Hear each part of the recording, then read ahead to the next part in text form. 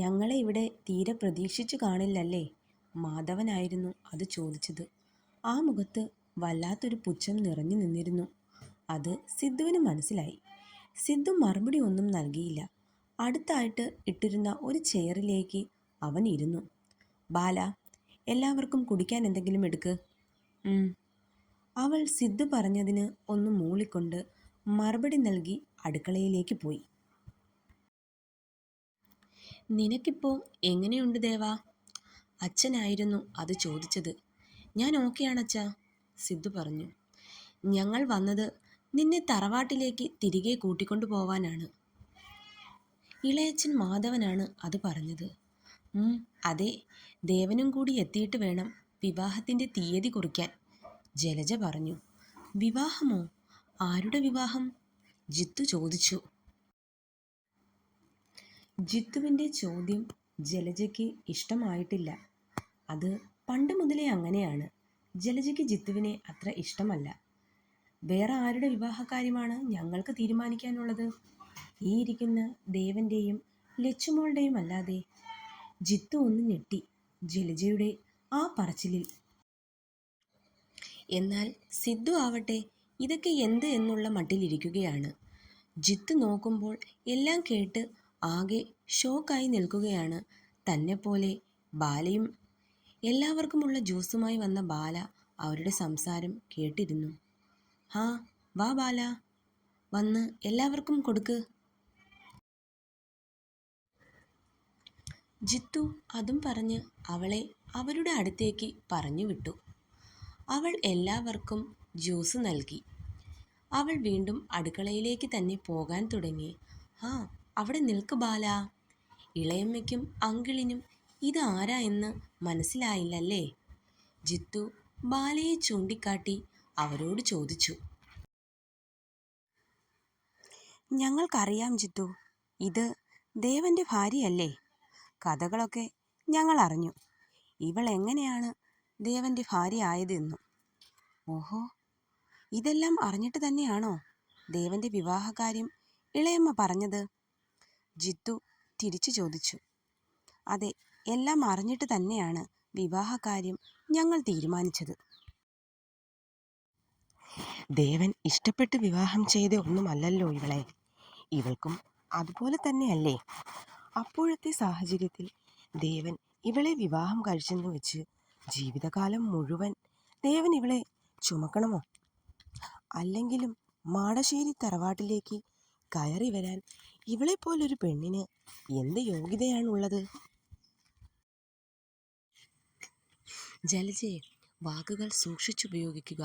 ജലജയുടെ സംസാരം സിദ്ധുവിൻ്റെ അച്ഛന് തീരെ ഇഷ്ടമായില്ല. അയാളൊരൽപ്പം കടുപ്പിച്ച് ജലജയോട് പറഞ്ഞു.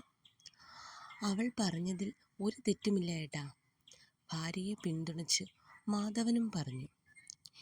ഇവനെന്താ വല്ല മൗനവ്രതവുമാണോ? ഇങ്ങനെ ഒന്നും മിണ്ടാതെ ഇരിക്കുന്നു. സിദ്ധുവിൻ്റെ ഇരിപ്പ് കണ്ട് ജിത്തു മനസ്സിൽ പറഞ്ഞു. ബാലയാകട്ടെ എല്ലാം കേട്ട് വല്ലാത്ത സങ്കടത്തിലാണ്. നീ എന്താടാ ഒന്നും മിണ്ടാത്തത്? ജിത്തു ചോദിച്ചു. ഞാൻ എന്തും മിണ്ടാനാ? ഇളയമ്മ പറഞ്ഞതൊക്കെ ശരി തന്നെയല്ലേ? സിദ്ധു അത് പറയെ ജലജയുടെ മുഖമൊന്ന് തെളിഞ്ഞു. ബാലയാകട്ടെ കണ്ണീരിനെ പിടിച്ചു നിർത്തിയിരിക്കുകയാണ്. സിദ്ധു ബാലയുടെ അടുത്തേക്ക് വന്നു. അവളെ ചേർത്ത് പിടിച്ചു. ഞാൻ ഇവളെ എൻ്റെ സ്വന്തമാക്കിയത് പകുതി വഴിയിൽ ഉപേക്ഷിക്കാനല്ല. ഈ ജീവിതകാലം മുഴുവൻ എൻ്റെ പെണ്ണായി എന്നോടൊപ്പം കഴിയാനാണ്. അത് ഞാൻ എവിടെയാണെങ്കിലും. അത് നിങ്ങൾ ഈ പറഞ്ഞ മാടശ്ശേരി തറവാട്ടിലാണെങ്കിൽ പോലും. ഞാൻ അവിടെയുണ്ടെങ്കിൽ ഇവളും എന്നോടൊപ്പം അവിടെ കാണും. അതിനി ആരൊക്കെ എതിർത്താലും ഈ സിദ്ധാർത്ഥ് ഒന്ന് തീരുമാനിച്ചാൽ അത് നടത്തിയിരിക്കും എന്ന് നിങ്ങൾക്കൊക്കെ നന്നായി അറിയാവുന്നതല്ലേ? സിദ്ധു പറഞ്ഞു നിർത്തി. മതി, എന്ത് കണ്ടിട്ടാ നീ ഇങ്ങനെ കിടന്ന് തിളച്ചു മറിയുന്നത്? ഒരിക്കൽ എല്ലാവരുടെയും മുന്നിൽ നീ കാരണം തറവാടിൻ്റെ അഭിമാനം വരെ നഷ്ടമായതാണ്. ഇപ്പോൾ ഇവളെപ്പോലെ ഒരു ഗതിയും ഇല്ലാത്തവളെ വിവാഹം ചെയ്ത് വീണ്ടും കുടുംബത്തിന് തന്നെ നാണക്കേട് ഉണ്ടാക്കി വെച്ചതും പോരാ. മാധവൻ കടുത്ത ദേഷ്യത്തിൽ സിദ്ധുവിനോട് പറഞ്ഞു, വരൂ, നമുക്ക് പോകാം. അയാൾ അത്രയും പറഞ്ഞ് ഇറങ്ങിപ്പോയി. കൂടെ തന്നെ ജലജയും. പോകും മുമ്പ് ജലജ ബാലയെ വല്ലാത്ത ദേഷ്യത്തിലൊന്ന് നോക്കിയിരുന്നു. എന്തിനാണ് ഇവർക്ക് തന്നോട് ഇത്ര ദേഷ്യം? ബാല മനസ്സിലോർത്തു. ദേവാ, നിന്നെ ഒരു നോക്ക് കാണാൻ കൊതിയോടെ കാത്തിരിക്കുന്ന നിന്റെ അമ്മ എന്നൊരാൾ അവിടെയുണ്ട്. നീ ഇടയ്ക്കെങ്കിലും അതൊന്ന് ഓർക്കണം. ശരി, ഞങ്ങൾ ഇറങ്ങുവാണ്. അത്രയും പറഞ്ഞ് അയാൾ പുറത്തേക്ക് നടന്നു. ഒപ്പം സായിയും. അല്പനേരത്തിനകം അവരുടെ കാർ ആ വീട്ടുമുറ്റത്തു നിന്നും പോയിരുന്നു.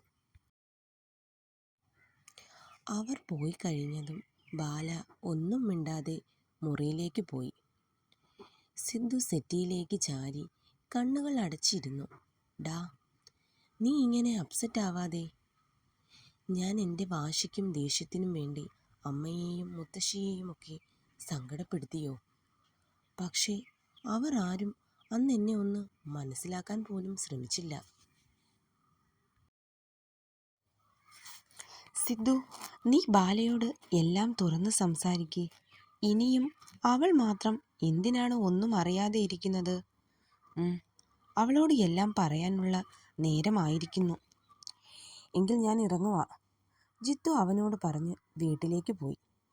സിദ്ധു റൂമിൽ വന്ന് നോക്കിയപ്പോൾ ബെഡിൽ കണ്ണുകൾ അടച്ച് കിടക്കുകയാണ് ബാല. അവൾ കുറച്ചു സമയം ഒറ്റയ്ക്കിരിക്കട്ടെ എന്ന് കരുതി അവൻ അവളെ ശല്യം ചെയ്യാതെ തിരിഞ്ഞു നടന്നു.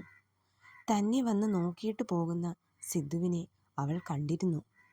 രാത്രിയിൽ രണ്ടാൾക്കും ആഹാരം കഴിക്കാൻ ഭക്ഷണത്തിന് മുന്നിൽ ഇരിക്കുമ്പോഴും ഒന്നും കഴിക്കാൻ തോന്നുന്നുണ്ടായിരുന്നില്ല. വെറുതെ കഴിച്ചെന്ന് ബോധ്യപ്പെടുത്തി ജോലിയൊക്കെ തീർത്ത് ബാല റൂമിലേക്ക് കിടക്കാനായി പോയി. സിദ്ധു ബെഡിൽ കിടക്കുന്നുണ്ടായിരുന്നു. അവൾ ലൈറ്റ് ഓഫ് ചെയ്ത് ബെഡിൻ്റെ ഒരു സൈഡിലായി കിടന്നു. രണ്ടുപേരും ഉറങ്ങിയിട്ടില്ല. ബാല, സിദ്ധു വിളിച്ചു. അവളൊന്ന് മൂളി. നിനക്ക് എന്നോടൊന്നും ചോദിക്കാനില്ലേ? നിന്റെ മനസ്സിൽ ധാരാളം ചോദ്യങ്ങളും സംശയങ്ങളും ഉണ്ടല്ലോ. ശരിയാ നിങ്ങൾ പറഞ്ഞത്. എനിക്ക് ഒന്നും മനസ്സിലാകുന്നില്ല. ഇവരൊക്കെ ആരാ, എന്താ, എന്തിനാണ് ഇങ്ങനെയൊക്കെ സംസാരിക്കുന്നത്? എനിക്ക് ഒന്നും മനസ്സിലാകുന്നില്ല.